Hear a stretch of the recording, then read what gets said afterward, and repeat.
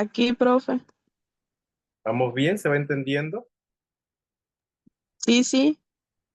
Cualquier duda ya sabe. Vamos a ver si llegan unas personas más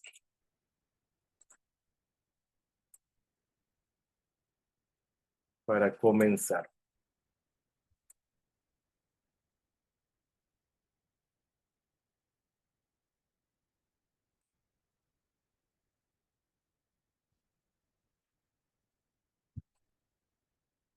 Muy bien. Adentrándonos nuevamente al tema, vamos a ver dos ejemplos. Estos ejemplos tienen que ver con prácticas culturales de los Estados Unidos mexicanos. El primero de ellos es el altar de muertos. Muchos de ustedes probablemente hayan escuchado de esto. En ese país, las culturas indígenas concebían a la muerte como una unidad dialéctica, el binomio vida-muerte, lo que hacía que la muerte conviviera en todas las manifestaciones de su cultura, que su símbolo o glifo apareciera por doquier, que se le invocara en todo momento y que se representara en una sola figura, y es lo que ha hecho que su celebración siga viva en el tiempo. De hecho, es una ardua tarea entender la muerte y su significado, labor que abarca un momento de innumerables reflexiones, rituales y ceremonias de diversa índole, lo que ha erigido el máximo símbolo plástico de la representación de esta festividad y que lo vemos en pantalla, es el altar de muerte. Pero para hablar de la muerte eh, ya desde la antigüedad en nuestro continente habría que irse a la época prehispánica.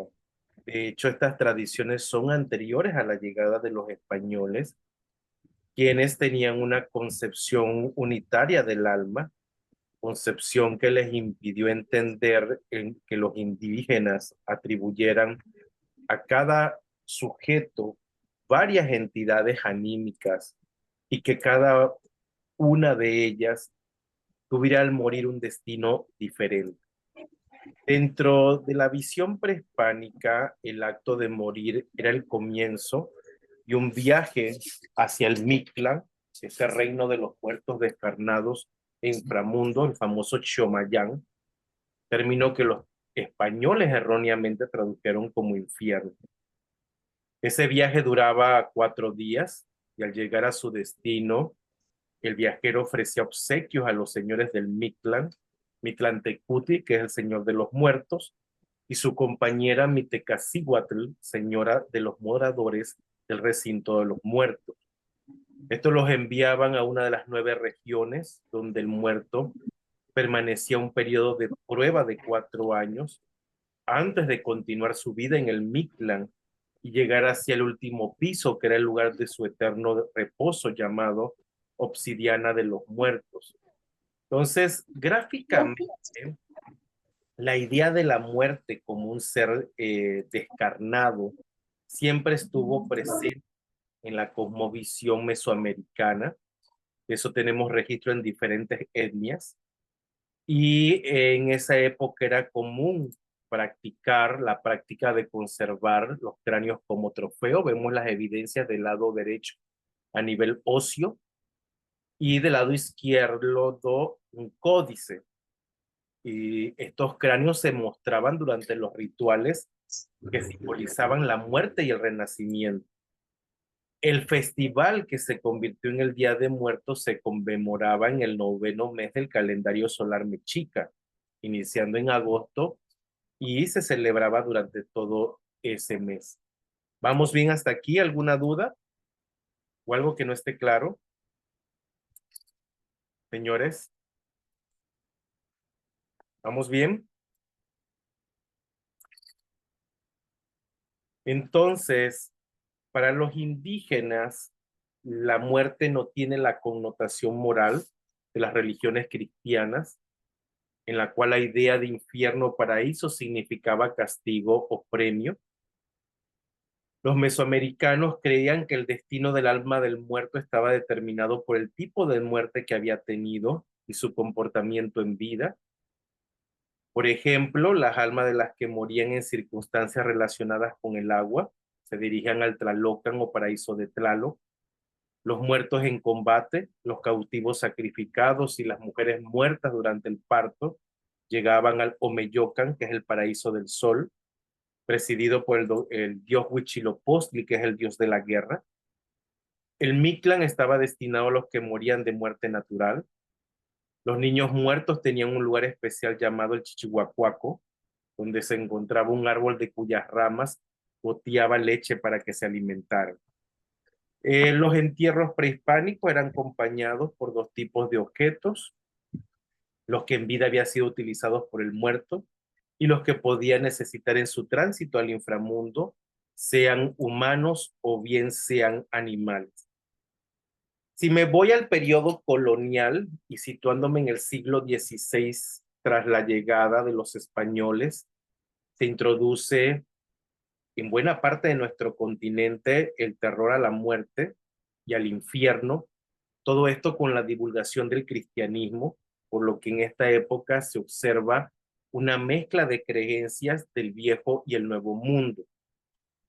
Durante el periodo colonial fue una época de sincretismo donde los esfuerzos de la evangelización cristiana tuvieron que ceder ante la fuerza de muchas creencias religiosas indígenas, dando como resultado un cristianismo muy propio de las Américas, caracterizado por una mezcla de las religiones prehispánicas y las religiones cristianas. Y en esta época se comenzó a celebrar el Día de los Fieles Difuntos, cuando se veneraban restos de santos europeos y asiáticos en ceremonias acompañadas por arco de flores, oraciones, procesiones, bendiciones de los restos en las iglesias y con las reliquias de pan de azúcar, que son las antecesores de las calaveras y el llamado pan de muertos. Ya regresando hacia nuestra época actual, el periodo contemporáneo, el sincretismo entre las costumbres españolas e indígenas originó lo que es hoy la fiesta del Día de Muertos. Al ser México un país pluricultural y pluriétnico, tal celebración no tiene un carácter homogéneo, sino que va añadiendo diferentes significados y evocaciones según el pueblo indígena o grupo social que la practique. Con esto se construye más que una festividad cristiana, una celebración que es resultado de la mezcla de la cultura prehispánica con el cristianismo. Como sabemos, la fiesta del Día de Muertos comienza desde el 28-29 y se extiende hasta el 2 de noviembre.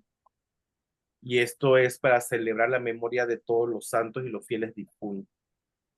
Desde luego, la esencia más pura de estas fiestas se observan en las comunidades indígenas y rurales, donde se tiene la creencia de que las ánimas de los difuntos regresan esas noches para disfrutar los platillos y las flores que sus parientes están ofreciendo. Ahora bien, las ánimas llegan en forma ordenada. A los que tuvieron mala fortuna de morir un mes antes de la celebración, no se les pone ofrenda, pues se considera que no tuvieron tiempo de pedir permiso para acudir a la celebración, por lo que sirven solamente como ayudantes de otras ánimas. El día 28 de octubre se destina a los muertos que fueron asesinados con violencia de manera trágica. El 30 y 31 de octubre son días dedicados a los niños que murieron sin haber sido bautizados. Esto se le conoce como limbitos, y los más pequeños respectivamente. El 1 de noviembre o Día de Todos los Santos es la celebración de todos aquellos que llevaron una vida ejemplar, celebrándose igualmente a los niños, pero bautizados. El día 2, en cambio, es el llamado Día de los Muertos, la máxima festividad de su tipo, celebración que comienza desde la madrugada con el tañido de las campanas de las iglesias y la práctica de ciertos ritos como lavar, pintar, adornar las tumbas, hacer altares sobre las lápidas, los que tienen un gran significado para las familias porque se piensa que ayudan a conducir a las ánimas y a transitar por un buen camino tras la muerte. ¿Se entendió esto? Los días están bien divididos en torno y cada día tiene, obviamente, a quién celebrar. Adentrándome al altar de muertos, es la representación iconoplástica de la visión que todo un pueblo tiene sobre el tema de la muerte y de cómo en la alegoría conducen su significado a distintos temas implícitos y los representa en forma armónica dentro de un solo enunciado. El altar de muertos es un elemento fundante en la celebración del Día de Muertos. Los deudos tienen la creencia de que el espíritu de sus difuntos regresa del mundo de los muertos para convivir con la familia ese día y así consolarlos y confortarlos por la pérdida. Entonces, el altar de muertos es como elemento tangible de ese sincretismo, se conforma de determinadas maneras. Se coloca en un patio, en una habitación, en un porche, sobre una mesa o repisa, cuyos niveles representan los estratos de la existencia.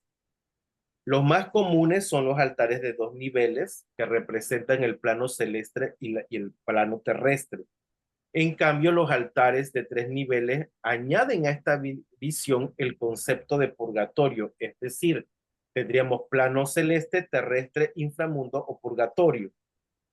Pero también existe el altar de 7 niveles que se simbolizan los pasos necesarios para llegar al cielo y así poder descansar en paz. De hecho, este tipo de altar de 7 niveles es el considerado como el altar tradicional por excelencia. Y en su elaboración se deben considerar ciertos elementos básicos, donde cada uno de los escalones se forra en tela negra y blanca y tiene un significado distinto. Antes de proseguir con los elementos, es importante mencionarles que también el altar de 7 niveles tiene otra connotación. Los 7 pecados capitales, por ejemplo, ira, gula, soberbia, lujuria, etcétera. Eso depende la connotación que usted le quiera dar. Entonces, en el primer escalón va colocada la imagen de un santo del cual se sea devoto. El segundo se destina a las ánimas del purgatorio. Es útil por medio de él el alma del difunto obtiene el permiso para salir de ese lugar en caso de encontrarse allí. En el tercer escalón se coloca la sal, que simboliza la purificación del espíritu para los niños del purgatorio. En el cuarto nivel, el personaje principal es otro elemento central de la festividad del Día de Muertos, el pan, que se ofrece como alimento a las ánimas que por ahí transitan. En el quinto se coloca el alimento y las frutas preferidas del difunto. En el sexto escalón se ponen las fotografías de las personas ya fallecidas y a las cuales se recuerda por medio del altar. Y en el séptimo escalón se coloca una cruz formada por semillas o frutas como el tejocote y la lima. ¿Dudas? ¿Vamos bien? Señores, ¿vamos bien? Entonces, en la cultura se tiene su más colorida representación, como mencioné, en la celebración del Día de Muertos, festividad que se ha visto retratada en diferentes expresiones culturales, las que abarcan todas las manifestaciones, desde el arte prehispánico hasta el arte popular. Actualmente la muerte hecha objeto, la muerte representada, no nos toma por sorpresa. Para los indígenas, como para muchas sociedades actuales, no radica esta visión en el desprecio, sino en su valoración, pues se entiende como una manifestación y una explicación del mundo, heredadas y evocadas inconscientemente. La fusión de ambas culturas hace del altar un producto comunicativo que evoca constantemente los elementos que le dieron origen y que lo traducen en una repetición y evocación constante del mundo indígena y del cristiano, con símbolos que adquieren un nuevo significado. La muerte, en este sentido, no se enuncia como una ausencia ni como una falta. Por el contrario, es concebida como una nueva etapa. El muerto viene, el muerto camina, el muerto observa el altar, percibe, huele, prueba, escucha. No es un ser ajeno, sino una presencia viva. La metáfora de la vida misma se cuenta en un altar y se entiende a la muerte como un renacer constante, como un proceso infinito que nos hace comprender que los que hoy estamos ofreciendo seremos mañana invitados a la fiesta. Muy bien. El Día de Muertos es una tradición donde se le rinde tributo a nuestros seres queridos, se monta un altar con las cosas favoritas del difunto, además de otros elementos que permiten que éste regrese al más allá, así como pueda regresar sin perturbación alguna. Como vemos en la fotografía está la vela. Las velas representan la luz que alumbra el camino del difunto hacia el más allá. Tenemos la ofrenda. Esta debe contener los alimentos favoritos del difunto. En otros casos se le pone un camino. Déjenme ver si yo tengo aquí alguna con un camino. El camino viene siendo la parte central, pero se llega hasta la entrada de la casa, para que me entiendan. Y en ese sentido, debe haber un camino que permita volver al difunto para recibir la ofrenda y este mismo lo devolverá. También debe existir un perro negro. Este cuida el camino y ahuyenta a los malos espíritus, además de acompañar al difunto para que éste no se pierda. De igual forma debe haber sal. La sal sirve como purificador. Este impide que el espíritu no se corrompa en su viaje de ida y vuelta y así pueda volver al año siguiente. Se le coloca un vaso de agua o una ánfora de agua. El agua se ofrece para que las almas mitiguen su sed después de un largo viaje y repongan su energía para el camino de vuelta.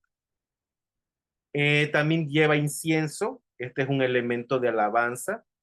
Se le coloca el petate, que es un tipo de tejido que representan como una cama, para que el ánima descanse hasta eh, puede servir el metate como mesa para colocar los alimentos.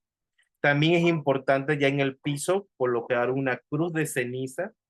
Este es para que al llegar al altar el espíritu pueda dejar sus últimas culpas.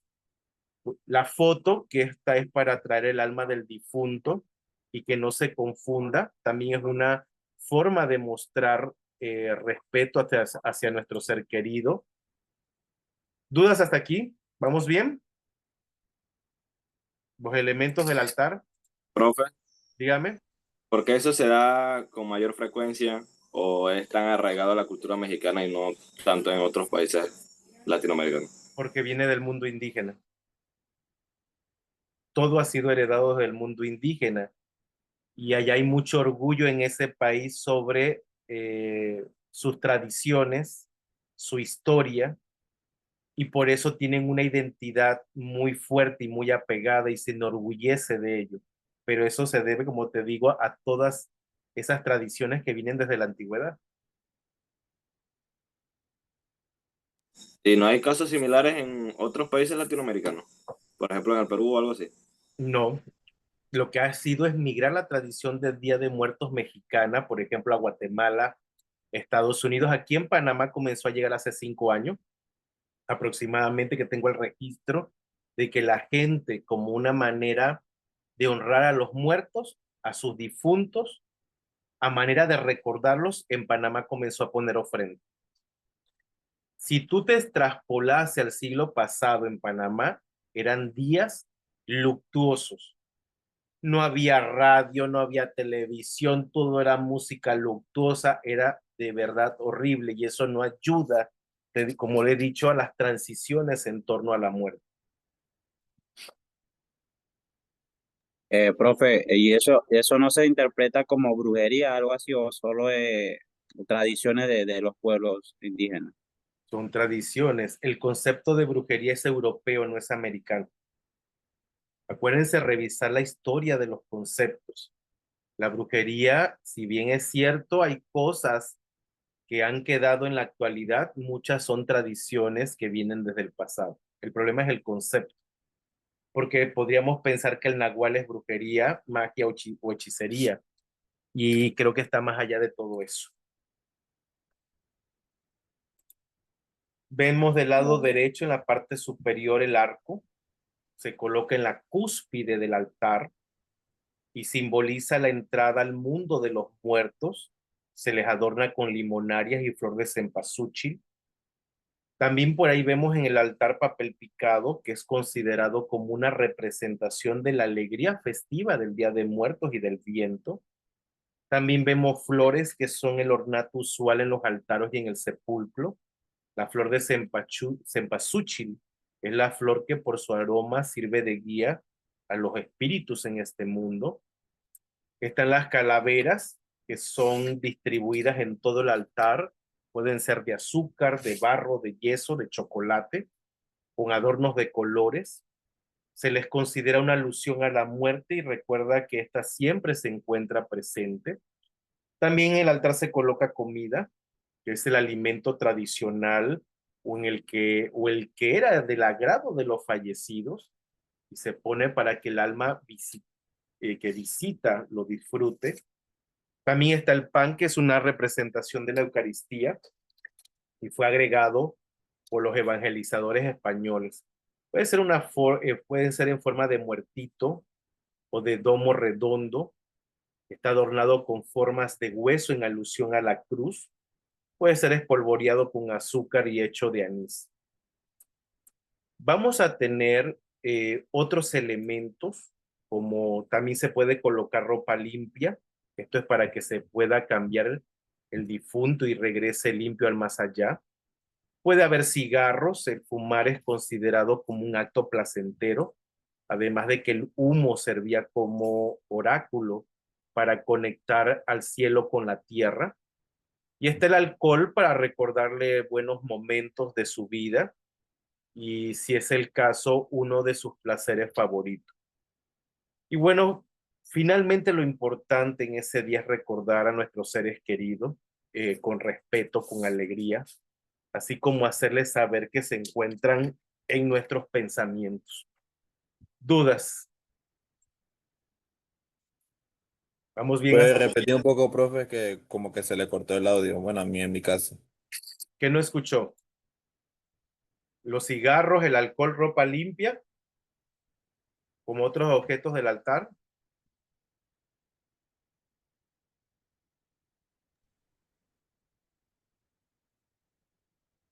¿Alguna duda, señores?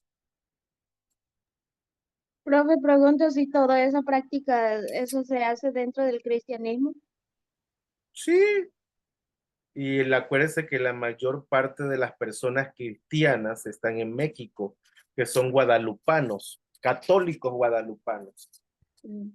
Pero en todas las religiones se hace, les digo que es una práctica ancestral. Tienen que comenzar y a manera de consejo a todos, si usted se va a dedicar a ser historiador, empiece a dejar la religión a un lado para que pueda analizar con objetividad estos hechos sociales. Es un consejo. Si no se equivocaron de carrera. Sí, profe. Entonces, profe, como antropólogo, ¿qué usted dice sobre el sincretismo? El sincretismo es lo que vivimos hoy día, es lo que nos enseñaron, nos educaron dentro de una fe cristiana. No importa qué religión sea ustedes del cristianismo, pero es lo que nos enseñaron. Eso es el sincretismo. Cuando se Ah, sí. convive con tradiciones religiosas y tradiciones antiguas o de otras etnias. Eso es sincretismo. Se adopta elementos de uno y de otro. ¿Vamos bien? Listo. Bueno, vamos con esta señorita. ¿Cómo se llama? La Acuérdense que es Santa la muerte. Muerte. Todo lo que vamos a ver es La muerte Santa y cosas que Muerte. no ven en Panamá. ¿Qué es esto? La Santa Muerte. La Santa Muerte, la Niña Bonita, la Santa entre los Malditos, etcétera. Tiene muchos nombres, la Santísima incluso se le conoce.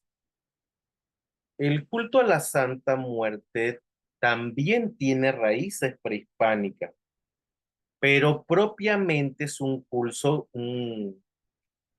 culto que empieza a dibujarse en el periodo colonial ante la intervención que la población indígena hace de los símbolos sagrados por la devastación que propició la llegada de los españoles y el proceso civilizatorio.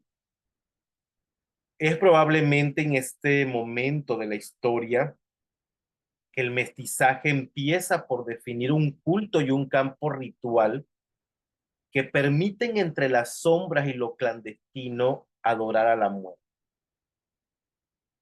La reinvención de las formas y modos del mundo religioso es todo un tema que interroga a la sociedad presente en cuanto a su moral y civismo, en términos de una sociedad por venir, a sus valores y acciones que intentan refundar una ética del pro.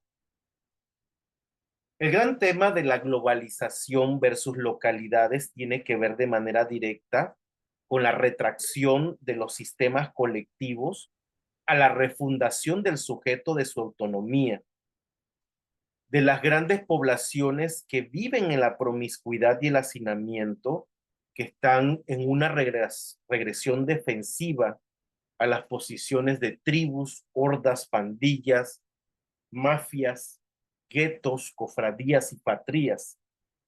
Ante la pérdida de identidad en la fluctuación mundializada de la identidad, eh, la búsqueda existencial del sujeto tiene que ver con la resignificación de los lazos de sangre. Un fenómeno desencadenante es el crecimiento de rituales que ponen al descubierto el fracaso de los milagros y predicciones que avalan el poder de influencia comunitaria de las iglesias. También que cada vez de manera más explícita y visible la cadencia institucionalizada de los pastores, de los curas, de los párrafos o como usted le quiera llamar, donde se expone abiertamente en contra de las prácticas humanísticas del Vaticano ante cientos de miles de familias que denuncian la pederastia y la homosexualidad de sus dirigentes. Esto ante la determinación monolítica del celibato como garantía de pureza e íntima conexión con la verdad del Señor. ¿Estoy mintiendo o no? ¿Qué estoy diciendo? ¿Qué entienden ustedes? No me vayan a decir que soy hereje, ¿eh? ¿Qué dije? ¿Se entiende? De estas cosas, muchas de las gentes que son vecinas de la clandestinidad que comparten asesinatos, robos, prostitución, drogas y cárcel desde hace varias generaciones, se puede decir que, como dicen allá, están hasta la madre. La inversión del mundo religioso consiste en la expropiación de imágenes y de los sistemas de orden simbólico tradicional, la reapropiación de las matrices de producción de sentido son tomadas como los modos del mundo religioso que le dan autonomía al proyecto comunitario con tal recuperación de objetos. Toma forma en la resistencia comunitaria que un conjunto de fieles ante la devastación del mundo Hola, religioso buena, profe. institucionalizado, dígame, resignifican o bien inventan mundos alternativos y paralelos de creencia y de fe. Ante el intento de reacreditación de los dogmas de la Iglesia, de la probidad de sus ministros, obispos, cardenales y representantes del Papa. Ante esta decadencia visible y explícita del dominio de la religión sobre la cosmología del ciudadano común, resurgen, se articulan y se reinventan nuevas formas del mundo religioso que tienen que ser imaginadas en negación de la organización institucional de la ¿Me escucha, jerarquía profe? de los santos aprobada por la Santa Madre Iglesia. Para muchos feligreses decepcionados, lo contundente del descrédito divino de Dios es la injusticia que se riega en este planeta, al punto de dudar de su existencia, lo que no sucede con el hecho contundente de la muerte, que es así, nos va a llevar a todos. ¿Dudas? ¿Vamos bien hasta aquí? Estoy Profe, tomando registro. yo acabé de entrar, profe. ¿Qué estaba explicando, profe? Estoy hablando de la Santa Muerte. Ah, ok. ¿Ya cuánto tiempo llevo dando clase ya, profe? Desde las 6 de la tarde. Ah, Ahí quedan las grabaciones, no se preocupe. ok, profe. Está bien. Antes de la llegada de los españoles, la territorialidad de la muerte era un pasaje a otro mundo. No estaba afectada por la educación sentimental cristiana, no era un debacle de la vida personal ni una tragedia griega que azotara el umbral de los imaginarios románticos, tampoco fue la base de la conciencia del sentido de la vida moderna. De tal modo existe ya desde hace algunas décadas un debate sobre la procedencia del culto a la Santa Muerte con respecto a si es una continuación de los antepasados prehispánicos o si es fundamentalmente un sistema de campos rituales que se fundan como tales en el periodo colonial como una forma de refugio, de esperanza y de fe ante la barbarie de la Santa Inquisición. Lo que sí es contundente en el dato duro en pleno siglo XXI es que ninguna de las asociaciones religiosas registradas ha crecido tanto como la de la Santa Muerte. La Santa Muerte como fenómeno clandestino se generó por un grupo muy acotado de feligreses, de seres humanos despojados de su civilidad, de delincuentes menores, asesinos, rateros, gente humilde que por generaciones ha sido determinada por las enfermedades espirituales de la indiferencia. No obstante, a pesar de esto, su crecimiento geométrico en algunos países de Latinoamérica o en algunos estados de la Unión Americana, en países europeos, es verdaderamente sorprendente. La inversión del sentido de los sistemas simbólicos que representan el fervor religioso de toda esa gente que busca. Por supuesto, la mayoría de quienes han adoptado esta fe son católicos decepcionados con los escándalos de corrupción, tráfico de influencia y pederastia de sus sacerdotes, actos solapados desde el Vaticano por la cúpula papal. Entonces, los oficios de taxistas, de comerciantes que buscan protección ante las inclemencias de la noche, los veladores, padrotes, prostitutas, marihuanos y anexas, son esta población itinerante de los destinos abandonados del Señor y de su comitiva institucionalizada de santos, y que se encomiendan en un acto de rebeldía y de profanación de los símbolos sagrados y que enarbolan a la Santa Muerte, a la flaquita. Lo que sí se puede atestiguar es un cambio de sentido en los procesos de subjetivación de la vida religiosa ante la espera milenaria de justicia social y del rescate de almas.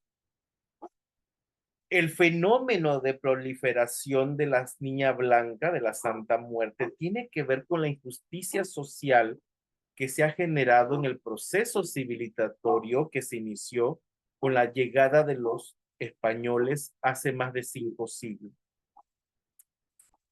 Ante lo descrito, existen varios fenómenos que se han trastocado con la adoración masiva de la niña blanca, de la flaquita, de la Santa Muerte.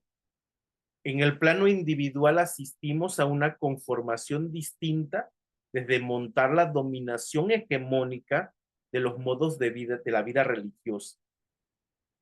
En términos comunitarios, somos testigos de una reconstitución de la disidencia del feligrés dentro de su propia iglesia, apropiándose de sus santos más cercanos y dándoles una función simbólica cercana a las peticiones y ruegos de la vida religiosa. Desde esta perspectiva, la sociopatía consiste en recuperar el sentido de la escucha y de la comprensión que el santo debe proporcionar al que lo adora. Así tenemos, por ejemplo, a Jesús Malverde, la santería cubana, haitiana y dominicana, como San Juan Bailongo, San Judas Tadeo y la Santa Muerte. La Son, cubana se remonta hasta, son de africana.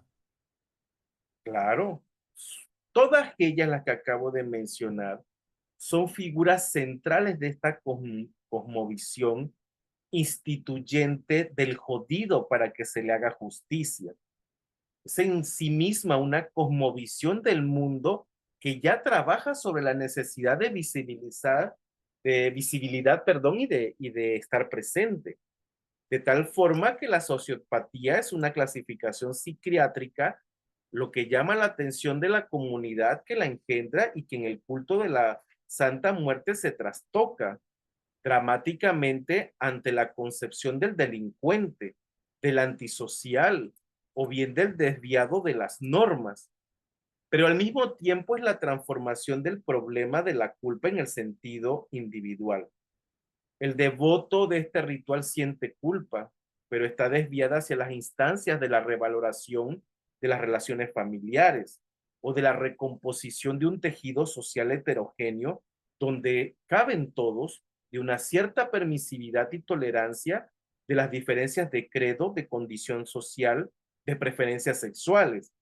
Desde este panorama de pluralidad, el campo ritual de la Santa Muerte horizontaliza al creyente y vuelve transversal el conflicto de poder entre clases. Dudas. Ya se me va a acabar el tiempo y volvemos en 10 minutos. Dudas, comentarios, aportes o algo que no les haya quedado claro. ¿Estamos bien? Entonces usted dice que es más apego a la Santa Muerte porque es algo constante que se ve a lo contrario que sería Dios, que se siente que como que no está muy presente. Correcto. Por eso hay tiene un culto, un seguimiento en los cultos, precisamente por lo que usted acaba de mencionar. La Santa Muerte está presente, Dios es ausente, pero eso es un acto de fe que yo no voy a ¿Un cuestionar. libro que recomiende así para extender más la Santa Muerte?